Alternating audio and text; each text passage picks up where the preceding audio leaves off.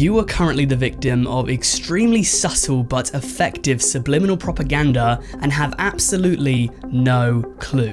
Whether you live in the United States, China, North Korea, Russia, the Middle East, or anywhere else in the world for that matter, nobody is safe. There's a possibility that your favourite social media personalities have been reached out to by the government to further their political aims, and there's also a possibility that they've been a product of the government this entire time. Now, you might be asking yourself, how does some tinfoil hat limey know the secret covert plans of the most powerful governments on Earth? And to answer that, we need to take things back to my video covering the darkest depths of the e-girl community. I swear this has a point. For a little recap, in that video, I spoke about this day's digital article written back in January of this year, titled How E-girl Influencers Are Trying to Get Gen Z into the Military. This article sets its crosshairs on a TikToker known as Hey Luhan, a member of the US Army. Hey Luhan had 363,000 followers when the article was written a few months ago, and since then she's more than doubled to roughly 730,000 today. The article writes that the 20-year-old makes thirst trap videos inside military helicopters, she makes cutesy unboxing videos, she fires literal weaponry while going tee-hee-hee, and her official website is literally called Psychops, which is a reference to the term psyops, an abbreviated term referring to psychological warfare. I said in the original video that I don't actually think that she's a psyop, because if she was, I don't feel as though she would show her hand like that. But I also mentioned that the US military have planned to do weirder things in the past, like literally thinking about nuking the moon. So understandably, it's kind of hard to predict their next move, and this would fit in with what the US military have been planning to do recently. Because over the past few months, there have been leaks from within the military that have provided proof that they have in fact been using influencers to try and up their recruitment rates. I believe that it was Vice's Tech Wing Motherboard who was the first to cover it. At least I got my information for this incident off Motherboard, and I touched on this a bit in my e-girls video, but I really want to delve into it further in this one before going off and talking about other countries that are doing the same thing. Before we get into the meat of this Motherboard article, I think I should clarify that this is not meant to be a political video. I understand that issues of the military are inherently a part of politics, but the point of this video is not to slander the military. I completely get that it has a purpose. At the same time, I believe that if a young person is about to potentially put their life on the line to join the military, their decision should be completely their own, and they shouldn't be subliminally coerced into joining. All of the information that I'm about to share with you guys is technically public knowledge because there have been articles and studies written about it. I'm just passing on this information to you so we can have a conversation about it. So without further ado, let's do it. So this article is called US Army Plan to Pay Streamers Millions to Reach Gen Z Through Call of Duty, and it was written by Joseph Cox in December of 2022. It claims that Motherboard obtained some internal documents from the US Army that outlined how it planned to spend its recruitment funding. These documents showed that the largest portion of its split budget was going to go to Twitch, but overall it identified gaming communities as a large target, wanting to drive campaign awareness across multiple key areas of the gaming landscape, including esports, influencers, top mobile games, and events. You can see that they spent vast amounts of money on the Call of Duty esports event and the Halo TV show on Paramount+.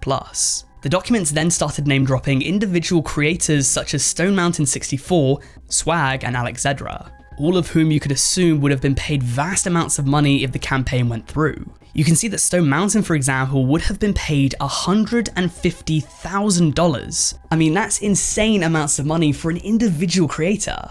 Let me just say that if you guys see my next video be about how good the UK military is, let it be known that Dishy Rishi, the UK Prime Minister, has dished me out the good. 150 bags, yes please. But it's not just individual creators that were going to be a part of the military's plans. Optic, the esports team, were too. According to the article, they've worked with the military before. $300,000 was their asking price. And even that was nothing compared to some of the other plans though. The documents obtained by Motherboard revealed that the US military were planning a $600,000 deal with IGN and an even more lucrative $675,000 deal with the WWE. According to Motherboard, neither IGN nor the WWE responded to them when asked about the documents. I'm not exactly shocked about the WWE partnership. The two have definitely had a long history together. I don't think the WWE has ever tried to make that a secret. IGN, on the other hand, I am a bit more shocked with. They don't seem like the traditional company that the military would try to work with, and by all means,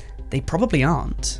That's when you have to take a step back and look at the target demographic of this campaign. 18 to 24-year-olds of diverse racial background and more women too. They're targeting Gen Z. I brought this part up in the original video covering it, but in the USA, it's been well documented that recruitment rates for the military are dropping. Our generation doesn't seem to have the same affection for the military that the ones before us did, and since those older generations will one day have to hang up their boots, they need to try and speak to the youth. However, with the Army's strict rules on who's allowed to sign up, even the amount of people eligible has been vastly shrinking over the past few years. I think that both the WWE and gaming were traditionally seen as boys' hobbies, but over the past decade especially, we've seen girls really leave their mark on both. And I'd say that today, it actually makes sense that these could be places for the military to look for their target demographic. An Army spokesperson said on the matter, "The Army's marketing goal for sponsorships are similar to all of our advertising purchases, which is to reach a specific market in support of Army recruiting. Ad recall and favourability are important as they are both industry-accepted measures of effectiveness of the advertising and sponsorships we purchase. In Army marketing, we must meet the youth where they are, and that is online." Say what you want about that, but to me, I'd actually argue that it's a fair point because the US military have been doing recruitment campaigns forever. To me, this just seems to be the next step or the evolution of these campaigns, and it's not going to go away. I actually think it's only going to become more commonplace, and so your favourite streamer in the future could be working for good old Uncle Sam. But of course, this isn't a purely American phenomenon, there are many countries in the world that are just as guilty too, so for the rest of this video, we're going to be taking a bit of a world tour to talk about social media based military propaganda. And to do that, we're starting in North Africa, where you can find a country that's home to one of the most revered and studied ancient civilizations in the world. Of course, we're talking about Egypt. Now, Egypt is a bit of a strange one because you guys probably didn't expect it to be in this video, standing alongside a bunch of other countries that have notoriously active militaries. But in January of 2021, Ruth Michelson and Michael Safi wrote an article for The Guardian titled, "Sugar-Coated Propaganda? Middle East Taps into Power of Influencers." In this article, it writes that there were 20 Egyptian Instagram influencers that were selected to work with the Egyptian government to try and paint the country in a better light to the youth. Apparently, Egypt has quite a bad reputation for its human rights record, a point I discussed in a video that I made a while back whilst covering TikTok. If I remember correctly, the gist of the story was that there were two women who were arrested unfairly on human trafficking charges because they were creating provocative TikToks. According to the article, Egypt is also notorious for locking up journalists, becoming what Reporters Without Borders have claimed to be part of the world's most dangerous regions for journalists. So clearly the country has some image issues, and they've taken to influencers to try and fix this. According to the Guardian article, none of the influencers that they spoke to about this development have claimed to be paid by the Egyptian government. Instead, there seems to be a shared sentiment between the influencers that partnering up with the government will help to boost their following.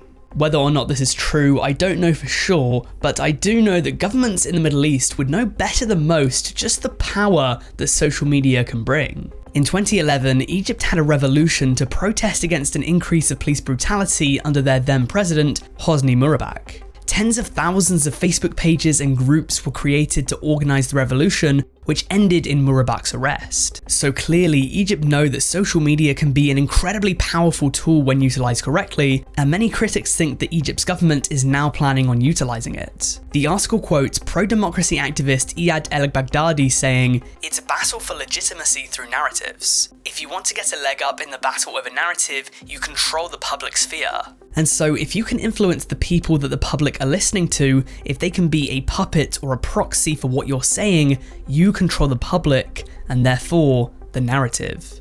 In Egypt, more than most countries, it seems as though the people really do have a love for public figures and quite a particular disdain for the government. Case in point, back in 2018, Egypt had a national election between these two men. The incumbent, Abdel Fattah el-Sisi, and his rival, Musa Mustafa Musa. Between the two of them, the president received 97% of the vote. Shockingly though, human rights groups would call the election a farce. Their reason for saying so being that in a well-functioning democracy, 97% of the vote would be essentially impossible. But even more shocking than that, during this election, more than 1 million voters decided to vote for Mohamed Salah, a generational football talent playing for the best team in the world, Liverpool. But the strangest thing about this was that Salah wasn't even running for office, he was just having the season of his life, banging in goals left and right for Liverpool, creating a Premier League record for goals scored in a 38-game campaign. This is all to say that the public figure Mohamed Salah, who wasn't even running for president,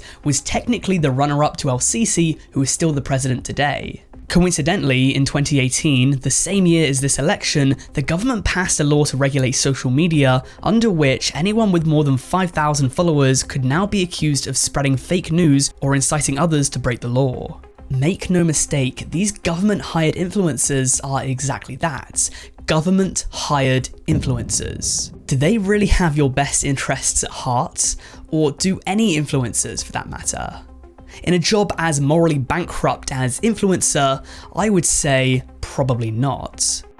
But from Africa to Europe, we're heading over to Russia now, whose military is currently a bit more active than most for some reason. There are a lot of things that could be said when it comes to Russia's recent activities and some of the tactics that they've employed to try and convince the country that the attack was justified, but one of these tactics was to hire a bunch of social media influencers to spread Kremlin propaganda on TikTok.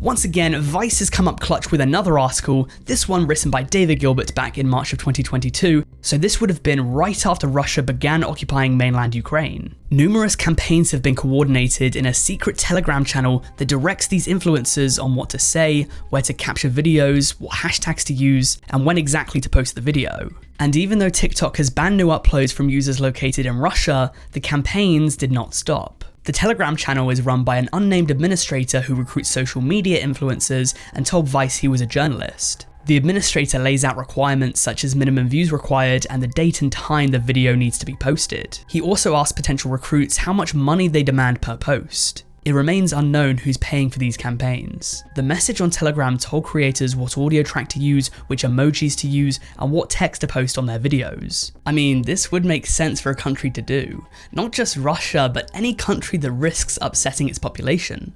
Because when you look at the people that would listen to influencers, it's young people, right? The older people might not even know what an influencer is, if they even care about them to begin with. In the case of Russia, independent polls suggest that the majority of Russian citizens support the war in Ukraine, but when you break those numbers down, you'll see that many young people actually disagree with it. According to a source I found by the Wilson Center, they summarized a sociologist's poll at the beginning of the war, which found that 83% of Russians over 60 support the war, compared to only 38% of Russians under 30. According to the sociologist Mikhail Sokolov, among the Russians under 30 years old who live in large cities, have higher education, and do not watch TV, the proportion of those who are against the war exceeds 80%. Therefore, it would make sense for the Russian state to try and lower those numbers via spreading their message through social media, right? But I should also mention that when it comes to polling data in Russia, you need to take statistics with a grain of salt. There is a portion of the populace that would say they support the war when in fact they actually don't,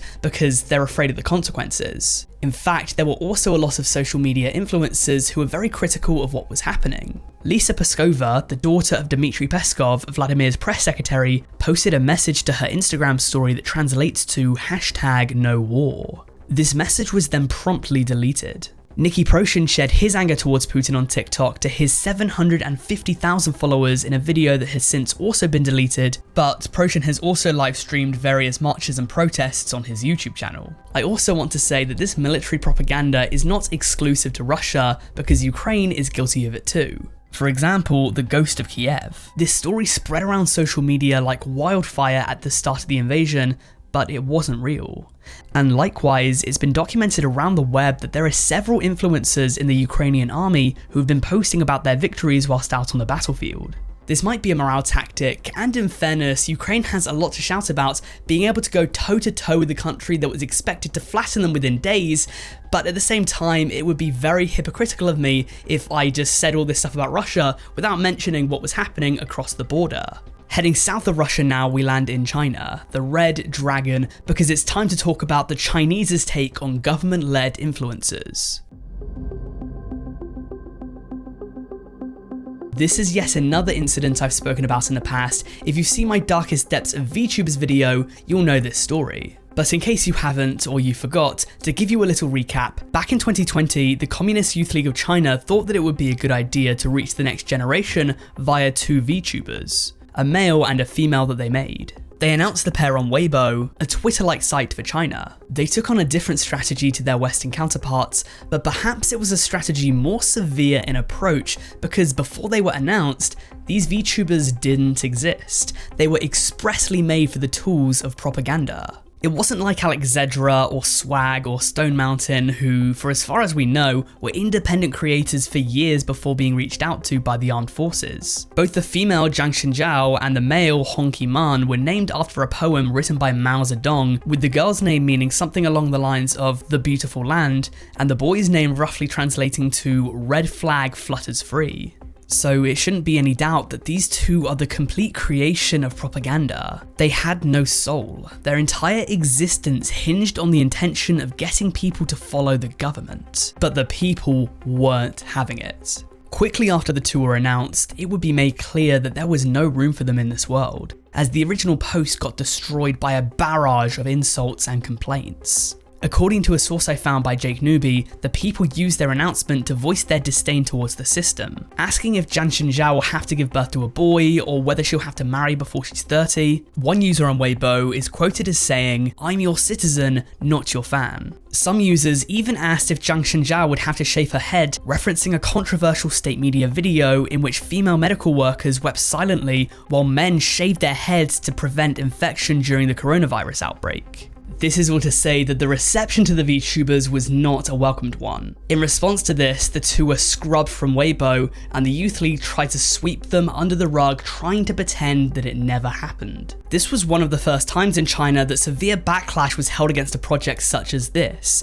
but it's fair to say that just like in the USA, or anywhere else in the world for that matter, even though these first attempts didn't go smoothly, that doesn't mean that they'll be the last. And right next door to China, this takes us up to literally a few weeks ago, when news outlets reported military propaganda being spread by social media influencers within North Korea. It's common knowledge that North Korea is one of the most oppressive and brutal regimes the modern world knows. Their citizens are denied the right to knowledge about the rest of the world, and they're fed a falsified fairy tale of how the world is. For the North Korean government to try and control their desired narrative, they've had to employ a number of tactics over the years, from good old-fashioned fear to this more recent idea. I'm about to tell you something right now that left me completely jaw-dropped when I first heard of it. North Korea have hired a handful of social media influencers to try and paint the country in a positive light, and you can actually watch them right here on YouTube. An insider article I found detailing this noted 3 separate influencers who are, or at least were at one point, up on YouTube.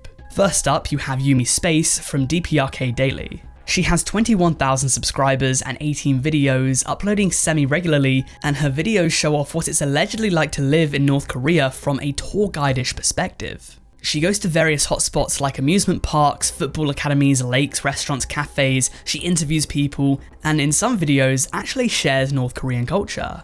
Then there's Sally Parks, or Songer, a girl who appears to be about 11 years old, maybe 12, and her videos are a bit more vlog-like. She has about 30,000 subscribers, and like Yumi Space, she uploads semi-regularly, with one video every few weeks. Last but not least, the article reports on Echo of Truth, who is the biggest of all of these channels with about 45,000 subscribers. The shtick of this channel was to try and debunk the false myths and rumours surrounding North Korea, but in late 2020, the channel was removed from YouTube.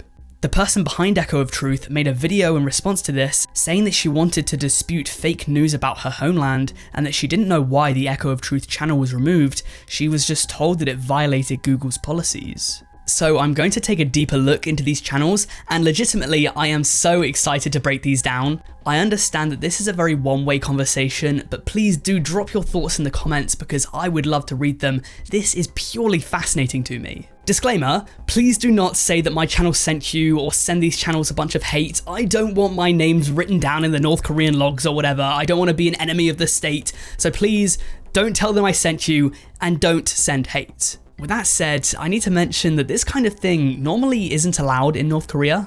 Defectors who have shared their story in the past have claimed that social media doesn't exist in North Korea. Access to the internet in general is quite scarce, and even when it is, it's just a list of approved websites given to you by the government. It's not like you can turn on the computer and then just go scrolling on Facebook. You also can't just pick up a vlog camera like this girl appears to have done, make a video and then upload it to YouTube. This is entirely government-pushed content. Speaking of her, let me say that Songa's English is incredible. Even though I think that my English knowledge is enough for me to speak whenever I wish, I went to the Jisung Middle School. That is because there is a basketball club in Jisung Middle School. Honestly, I genuinely think that she speaks better English than me. Her speech is eloquent. She has a refined RP accent that reminds me of Hermione from Harry Potter.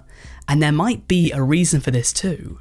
Because Songa says that she's a big Harry Potter fan, so it seems to me as though they've taken her personality, what her hobbies are, what her interests are and whatnot, and they've made this hybrid creator that's equal parts human and message. On that note, I want to draw your attention to the comment sections of these videos. Songa's videos have been classed as content for YouTube Kids, so there's not a comment section on her stuff. Yumi's videos, on the other hand, have comments, and when you dig into them, you'll see that there's something a bit strange going on there. If you take a look at the like to dislike ratios on these videos, you'll see that they're quite split, usually around 50-50, but sometimes they lean a bit heavier towards dislikes. Therefore, you'd expect about half the comments to be critical, at least half, but there are very few. An overwhelming majority of all of the comments are positive. For that reason, I think that we can assume that negative comments have been removed, though negative replies are still up now for the most part. Still, I think that it would be a bit naive to assume that whoever's running this account would allow criticism in the comment section. At the same time though, there are a lot of positive comments that seem very weird. Like on Yumi's first video, this user said that the audio work is amazing, even though the audio work sounds like this.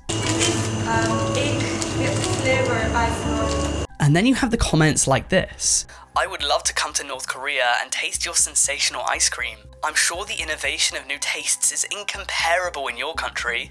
Is this comment meant to be sarcastic, or is this guy genuinely that enthusiastic about North Korean ice cream? What's even stranger though is that when you look on these channels, you might expect that they were made by the Koreans themselves, and therefore you'd expect to see that they were created like 6 weeks ago and they would only be used to comment on these videos, but these channels are years old, some of them more than a decade. This guy who left the ice cream comment has videos up on his channel. He has a tutorial of some sort of radio, he speaks and writes in German, so could it be that his comment is weirdly worded because he's not speaking his first language? I mean, it's a possibility for sure. In fact, all of these comments could be sincere and genuine because when you think about it, this is genuinely interesting. For the longest time, we haven't seen any North Korean culture in the West, so these channels, even if they are government propaganda, are the slightest glimpses into what it might be like. These sorts of videos are a real rarity in Western society, and it might just be that all of the people commenting on these videos don't know that the content has been approved by the state.